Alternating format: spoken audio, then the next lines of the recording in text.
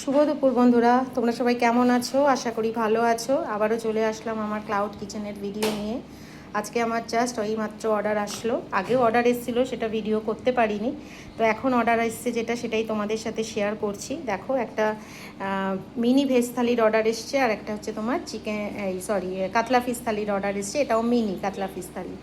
তো এটাতে থাকে হচ্ছে, মানে যেটা মিনি ভেজ থালি সেটাতে থাকে দেখো ভাত, আলু ভাজা, ডাল, আর হচ্ছে যে কোনো সবজি থাকে। আজকে আমি বাঁধাকপি করেছি আলু দিয়ে, মটরশুঁটি দিয়ে, তো সেটা রয়েছে। আর হচ্ছে তোমার স্যালাড।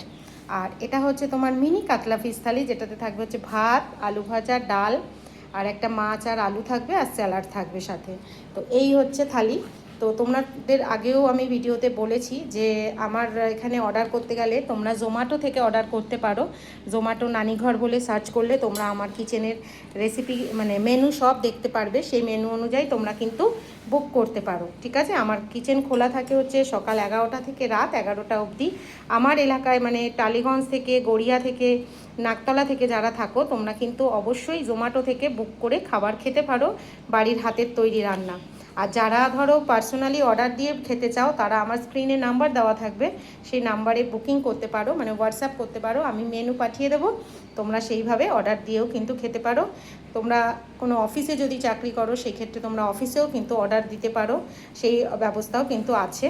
তো আশা করি আমি আস্তে আস্তে আরও আমার কিচেনটাকে বড় করব। তো তোমাদের সবার ভালোবাসা থাকলে অবশ্যই একদিন পারবো। আর ভিডিওটাকে একটুখানি সবার মাধ্যমে শেয়ার করে দিও, সবার কাছে শেয়ার করে দিও, যাতে আরও অনেকে দেখতে পায়। তো চলো, এখনকার মতো ভিডিওটা এখানেই শেষ করছি। আবারও আসবো অন্য কোনো ভিডিওতে। টাটা।